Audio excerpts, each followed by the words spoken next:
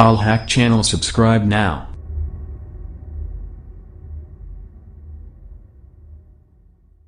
السلام علیکم ورحمۃ اللہ وبرکاتہ۔ الحمد للہ کفا وسلام علی عباده الذین اصطفى، اما بعد فقد قال اللہ تبارک وتعالی فی القرآن المجید والفرقان الحمید۔ اعوذ باللہ من الشیطان الرجیم، بسم اللہ الرحمن الرحیم۔ یا ایہا الذین آمنوا لا تلہکم اموالکم ولا اولادکم عن ذکر اللہ۔ وقال النبی صلی اللہ علیہ وسلم لا تزال قدم ابن آدم يوم القيامة حتى يسأل عن خمس: عن عمره فيما أفناه، وعن شبابه فيما أبلاه، وعن ماله من أين اكتسبه وفيما أنفقه، وماذا عمل فيما علم۔ رواه الترمذي۔ صدق اللہ العظیم وصدق رسولہ النبی الکریم، ونحن على ذلك لمن الشاہدین والشاکرین والحمد للہ رب العالمین۔ محترم سامعین، برادران اسلام، اللہ رب العزت کا کروڑوں احسان ہے کہ اللہ رب العزت نے ہمیں اور آپ کو اپنے مقدس گھر میں جمعہ کی نماز پڑھنے کی نسبت سے ایک جگہ جمع فرمایا ہے۔ آج کے دن کے لیے ہمارے لیے یہ سب سے بڑی نعمت ہے کہ آج ہم اور آپ اپنے گھروں سے نکل کر کے اللہ نے ہمیں اپنے گھروں سے چن کر کے اپنے گھر میں بھیجا ہے۔ یہ ہمارے لیے آج کے دن سب سے بڑی نعمت ہے۔ عزیزان گرامی، ہر انسان یہ چاہتا ہے کہ میں قیامت کے دن کامیابی حاصل کر لوں۔ ہر آدمی یہ چاہتا ہے کہ میں دنیا سے اس حالت میں جاؤں کہ قبر کے اندر مجھے آرام ہی آرام ہو، قبر کے سوالات کا جواب دینا میرے لیے آسان ہو، اور قبر کے عذاب سے میں محفوظ ہو جاؤں، اور جہنم کے عذاب سے میں بچ جاؤں، اور جنت کے اندر میں داخل ہو جاؤں۔ ہر آدمی یہی چاہتا ہے۔ اگر آپ کسی بھی آدمی سے یہ پوچھے کہ آپ جو نماز پڑھتے ہیں، آپ جو نیک اعمال کرتے ہیں، اس کی وجہ کیا ہے، تو وہ شخص یہ بتائے گا کہ اللہ ہم سے راضی ہو جائے۔ جب اللہ ہم سے راضی ہو جائے گا تو جنت میں جانا ہمارے لیے آسان ہو جائے گا، اور جہنم کے عذاب سے بچنا بھی ہمارے لیے آسان ہو جائے گا، اور قبر کے سوال کا جواب دینا بھی ہمارے لیے آسان ہو جائے گا۔ اگر ہم یہ تمام چیزیں صرف اور صرف اللہ کے رضا کے لیے کریں، تب جا کر کے ہماری آخرت بھی کامیاب ہوگی، اور ہماری دنیا کے اندر جو مصیبتیں اور پریشانیاں ہیں وہ تمام مصیبتیں ختم ہو جائیں گی۔ لیکن اللہ کے نبی علیہ السلام فرماتے ہیں، جس احادیث کو میں نے آپ کے سامنے تلاوت کی ہے، کہ اگر اے انسان، اگر تو کامیابی چاہتا ہے، اگر تو بغیر حساب و کتاب کے جنت کے اندر جانا چاہتا ہے، اور تو یہ چاہتا ہے کہ میں جہنم کے عذاب سے بچ جاؤں، میں قبر کے عذاب سے بچ جاؤں، اور اللہ تبارک و تعالی مجھے جنت کے اندر داخل کر دے، اللہ کے نبی علیہ السلام فرماتے ہیں کہ کل قیامت کے دن اللہ تبارک و تعالی ہر آدمی سے 5 سوال کریں گے، ہر آدمی سے 5 سوال کریں گے، اور جب تک وہ آدمی ان 5 سوالوں کا جواب نہ دے دے، اس وقت تک وہ اپنے ایک قدم کو بھی اللہ کے سامنے سے پیچھے نہیں ہٹا سکتا۔ پیچھے ہٹانا تو دور کی بات، وہ اپنے بدن کے اندر، اپنے قدم کے اندر جنبش بھی نہیں لا سکتا۔ جب تک انسان ان 5 سوالوں کا جواب نہ دے دے تب تک وہ ایک قدم بھی پیچھے نہیں ہٹ سکتا۔ اللہ کے نبی علیہ الصلوۃ والسلام کے اوپر قربان جائیے کہ اللہ کے نبی علیہ الصلوۃ والسلام نے ہمیں یہ بتا دیا کہ ان 5 سوالوں کا جواب کیا ہے، ان 5 سوالوں کا جواب کیا ہے، اور اس کی تیاری تمہیں کس طریقے سے کرنی ہے۔ اگر تم ان 5 سوالوں کی تیاری اچھی طریقے سے کرو گے تو تم اللہ کے سامنے جواب دینا، تم جواب دے دو گے اور تمہارے قدم بھی پیچھے ہٹ جائیں گے اور تمہیں وہاں سے چھٹکارا مل جائے گا۔ قربان جائیے اللہ کے نبی علیہ الصلوۃ والسلام کے اندر، اللہ کے نبی علیہ الصلوۃ والسلام پر کہ جس نبی نے ہمیں بتا دیا ان 5 سوالوں کا جواب کیا ہے۔ آپ دیکھتے ہیں کہ دنیا کے اندر جو امتحانات ہوتے ہیں ان کے اندر صرف سوالات موجود ہوتے ہیں، آپ کو ان کا جواب معلوم نہیں ہوتا ہے، آپ کو ڈھونڈنا پڑتا ہے، آپ کو محنتیں کرنی پڑتی ہے،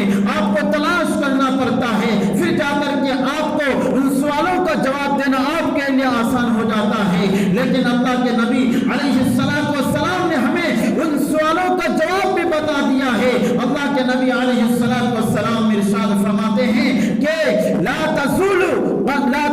قدم ابن آدم یوم القیامہ حتی یسأل عن 5، کہ ابن آدم کے، کہ ہر انسان کے قدم اس وقت تک اللہ کے سامنے سے پیچھے نہیں ہٹے گا جب تک کہ اس سے 5 سوال کا جواب نہ لیا جائے۔ وہ 5 سوال کیا ہے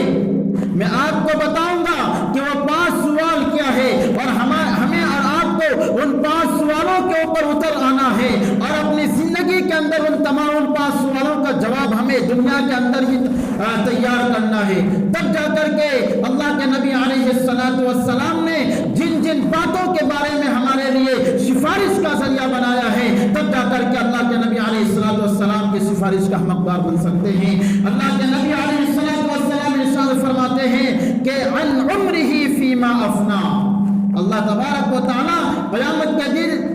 کے دن جو سب سے پہلا آدمی سے سوال کرے گا وہ سوال کرے گا کہ عن عمرہ فیما افنا، کہ تم نے اپنی پوری زندگی کو کہاں صرف کیا۔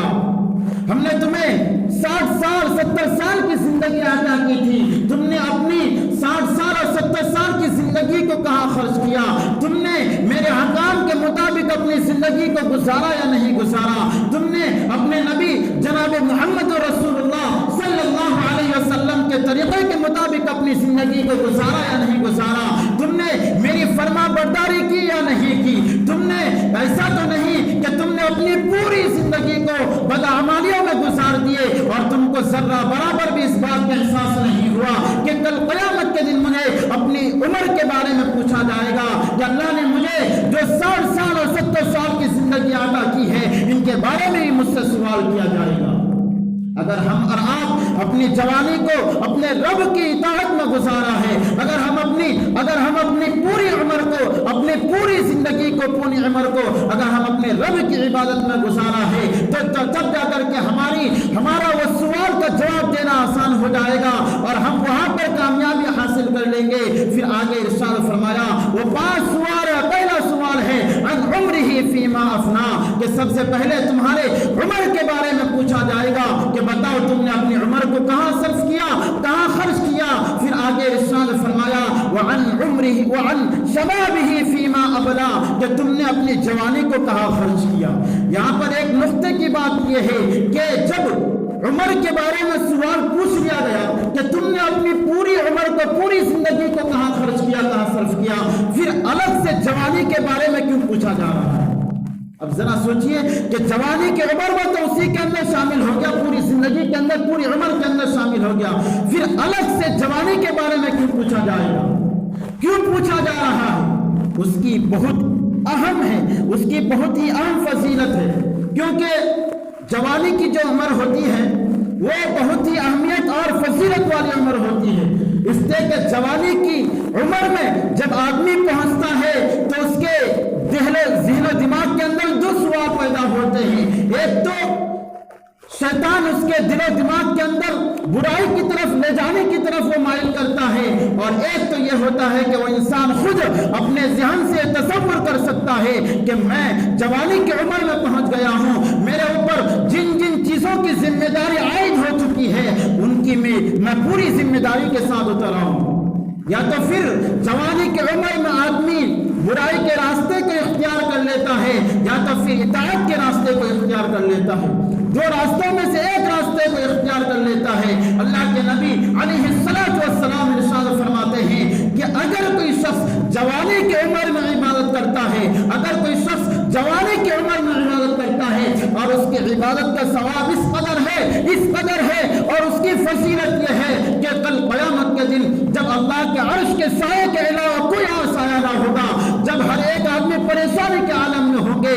आदमी के गुनाहों के मुताबिक वो पसीने में डूबे हुए होंगे, हर आदमी उस वक्त वो अल्लाह अल्लाह पुकारेगा, अल्लाह अल्लाह पुकारेगा, तो उस वक्त अल्लाह तबारक व तआला उस नौजवान की इबादत की वजह से अपने अर्श के साए में उसको जगह नसीब अता फरमाएगा। ये जवानी की उम्र है। जवानी की उम्र को हमें कदर करनी चाहिए, उसके औकात को हमें कदर करनी चाहिए, इसलिए कि जवानी के अंदर हम और आप सब शामिल हैं, मैं भी उसके अंदर शामिल हूँ। हमें और आपको जवानी की उम्र की कदर करनी चाहिए, बल्कि अपने पूरी जिंदगी के एक एक लम्हे को, एक एक वक्त को हम अल्लाह की रिजा के लिए, अल्लाह की इबादत के अंदर हम सर्फ करें। लग़वियात और फजूल कामों में अपने औकात को ज़ाया ना करें, क्योंकि अल्लाह के नबी अलैहिस्सलातु वस्सलाम खुद इरशाद फरमाते हैं कि सबसे पहले जो सवाल पूछा जाएगा वह उम्र के बारे में पूछा जाएगा कि अन उम्रिही फीमा अफना, तुमने अपनी उम्र को कहाँ खर्च किया, व अन शबाबिही फीमा अबला, तुमने अपनी जवानी को कहाँ खर्च किया। ये दो सवाल हो गए। अगर हम इन सवालों के मुताबिक अपनी जिंदगी को अपने गिरबान के अंदर झांक कर देखें तो हमें इस बात का एहसास होगा और हम ये सोचेंगे कि काश हमने अपनी पूरी जिंदगी को कहाँ खर्च किया। हमारी जो 60 साल और 70 साल की जिंदगी जो गुजर गई हमने कहाँ खर्च किया। फिर उस वक्त अल्लाह के सामने जो रुसवाई होगी उसका अंदाजा हम नहीं लगा सकते। फिर उस वक्त हम अपने रब से कहेंगे कि अल्लाह मुझे दोबारा दुनिया के अंदर भेज दे, ताकि मैं दुनिया में जाकर के एक लम्हे के लिए भी आपकी नाफरमानी नहीं करूंगा। फिर अल्लाह तबारक व तआला फरमाएगा कि ऐ मेरे बंदे, मैंने तुझे इसीलिए भेजा था और मैंने तेरी हिदायत के लिए और तेरी रहनुमाई के लिए मैंने एक पैगंबर नहीं बल्कि 1,24,000 अंबिया किराम अलैहिस्सलातु वस्सलाम को भेजा और आखिरी नबी की उम्मत तुम आखिरी नबी की उम्मत हो। मैंने आखिरी नबी जनाब मोहम्मद रसूलुल्लाह सल्लल्लाहु अलैहि वसल्लम को तुम्हारी हिदायत के लिए, तुम्हें सीधे रास्ते की तरफ दिखलाने के लिए भेजा, लेकिन तुमने उनकी बातों को नहीं माना, तुमने उनकी बातों को ठुकरा दिया। आज तुम्हें तुम्हें उसी की वजह से, उनकी बातों को ना मानने की वजह से, उनकी इताअत के, अल्लाह के हकाम के मुताबिक अपनी जिंदगी को ना गुजारने की वजह से आज तुम्हें रुसवाई का सामना करना पड़ रहा है। फिर वो अफसोस करता रहेगा, लेकिन उस वक्त अफसोस करने से कुछ काम नहीं आएगा, क्योंकि हमने तो दुनिया के अंदर अपने औकात को यूं ज़ाया कर दिया। हमने कभी सोचा भी नहीं अपनी जवानी के बारे में, अपनी उम्र के बारे में, कि क्या हमें इसके बारे में भी पूछा जाएगा। आका करीम सल्लल्लाहु अलैहि वसल्लम फिर आगे इरशाद फरमाते हैं कि वअन मालिही मिन ऐन इक्तसबा। तीसरा सवाल जो अल्लाह तबारक व तआला क़यामत के दिन करेगा वो ये करेगा कि तुमने कहां से माल कमाया। वअन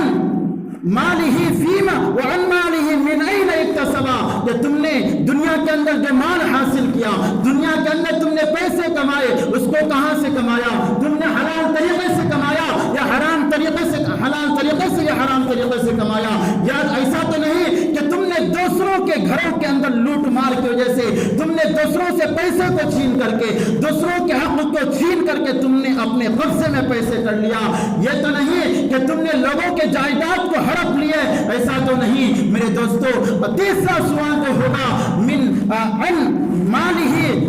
ऐन इक्तसबहु, कि तुमने माल को कहां कमाया। जब हम उस माल के कमाने का सवाल का जवाब दे देंगे, अगर हम कामयाबी हासिल कर लिए तब तो ठीक है। फिर जो आगे सवाल है, जो 34वां सवाल है, वह है कि وعن ماله من أين اكتسبه وماذا وفيما أنفقه کہ تم نے جو مال کمایا تھا دنیا کے اندر، تم نے جو جائیدادیں حاصل کی تھی دنیا کے اندر، اس کو تم نے کہاں صرف کیا، کہاں خرچ کیا؟ ایک تو کمانے کے بارے میں سوال ہوگا ہی، دوسرا سوال یہ ہوگا کہ تم نے اس کو کہاں خرچ کیا، کہاں صرف کیا۔ اگر ہم نے اپنے مال کو، اپنے پیسوں کو، اپنی جائیداد کو اگر ہم نے اللہ کے راستے میں خرچ کیا، اگر ہم نے جائز طریقے میں خرچ کیا، تب تو پھر ہمارے لیے کامیابی کامیاب ہوگی۔ اگر ہم نے غلط راستے میں اپنے پیسوں کو اڑایا، اپنے جائیداد کو غلط راستوں میں تقسیم کیا، خدا کی قسم اس وقت ہمارے قدم کے پیچھے ہٹنا تو درکنار، ایک قدم ہمارے بدن کے اندر جنبش بھی نہیں آئے گی، ہل بھی نہیں سکتا۔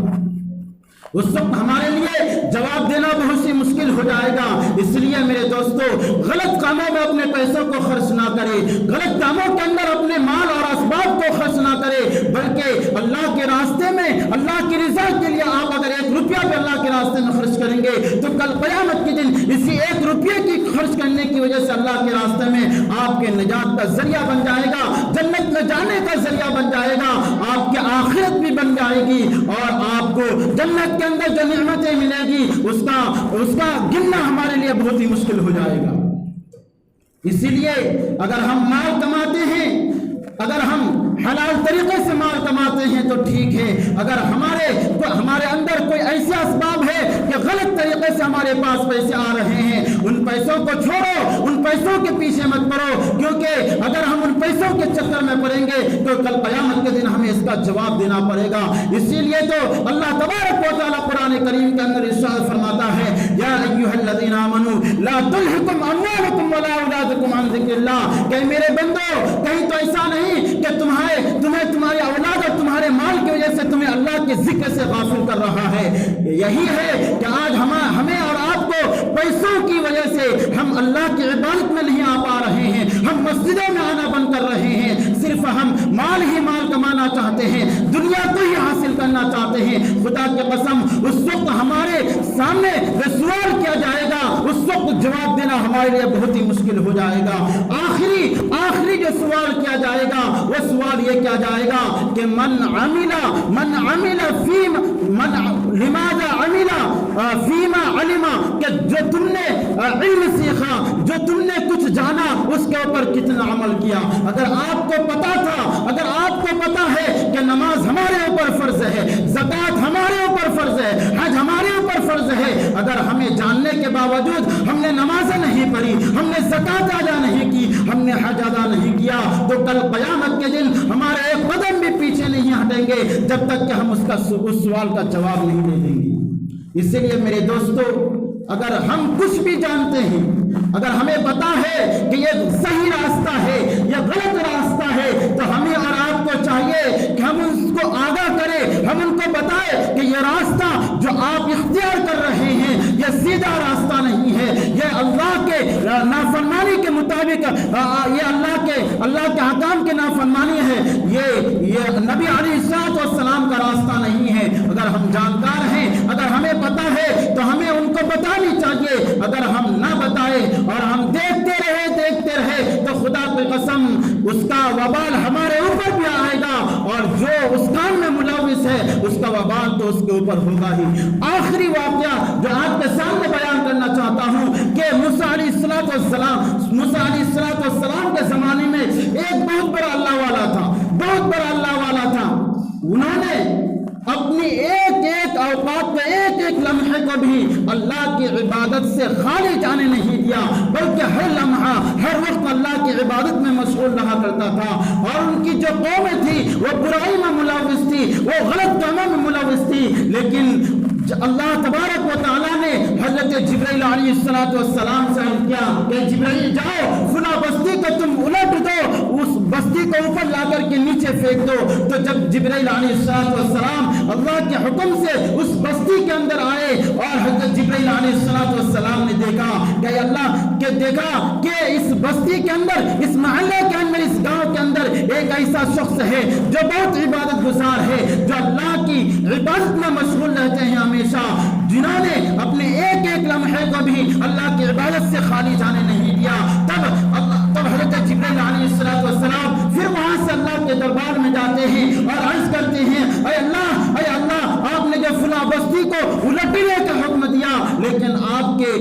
بستی آپ کے ایک نیک بندے بھی اس بستی کے اندر ہے جو آپ کی اطاعت میں ہمیشہ مشغول رہتے ہیں، جنہوں نے ایک بھی گناہ نہیں کیا، کیا اس بستی کو اس کے ساتھ بھی پلٹ دیا جائے؟ تو اللہ تبارک و تعالیٰ نے عرض کیا اے جبرائیل جاؤ ان کو بھی اس بستی والوں کے ساتھ پلٹ دو۔ اور حضرت جبرائیل علیہ السلام نے وجہ پوچھی کہ اللہ تبارک و تعالیٰ اس کی وجہ کیا ہے؟ جو اللہ کے نیک بندے ہوتے ہیں آپ تو ان سے محبتیں کرتے ہیں، ان کو تکلیفیں نہیں پہنچاتے ہیں، لیکن آپ جو ان کو بھی اپنے قوم کے ساتھ پلٹ رہے ہیں، عذاب میں مبتلا کر رہے ہیں، تو اس کی وجہ کیا ہے؟ اللہ نے جواب دیا کہ جبرائیل اس کی وجہ یہ ہے کہ میں جانتا ہوں کہ یہ بندہ ایک لمحہ بھی میری عبادت سے خالی جانے نہیں دیا، یہ ہمیشہ عبادت میں مشغول رہا۔ لیکن اچھی بات ہے، لیکن انہوں نے ان کی جو قوم تھی جو برائی کے اندر ملوث تھی، جو گناہوں کے اندر ملوث تھی، انہوں نے دیکھ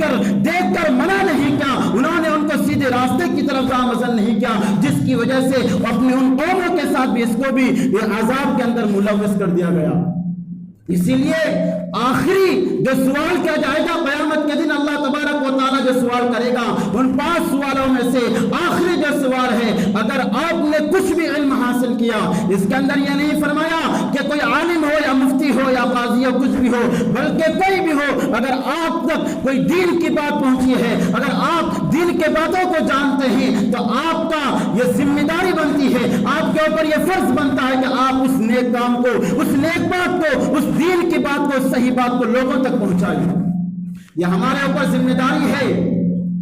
اللہ کے نبی علیہ السلام دوسری جگہ ارشاد فرماتے ہیں کہ اگر کوئی شخص جانکاری کے باوجود لوگ ان سے سوال کرتے ہیں، پوچھتے ہیں کہ مجھے اس کے بارے میں بتائیے، مجھے اس کے بارے میں بتائیے، اگر نہیں بتاتا ہے پوچھنے کے باوجود بھی، اللہ کے نبی علیہ السلام فرماتے ہیں کہ کل قیامت کے دن ان کو جہنم کی خوشبو بھی میسر نہیں ہوگی، جہنم کے خوشبو میں میسر نہیں ہوگی۔ اب ذرا سوچئے کئی سو دور کلومیٹر سے جنت کی خوشبو آتی ہوگی، لیکن اس شخص کو جنت کی خوشبو بھی میسر نہیں ہوگی۔ اللہ تبارک و تعالیٰ سے میں دعا کرتا ہوں کہ اللہ تبارک و تعالیٰ ہمیں اور آپ کو اپنی پوری زندگی رب کی اطاعت میں گزارنے کی توفیق عطا فرمائے، اور نبی علیہ السلام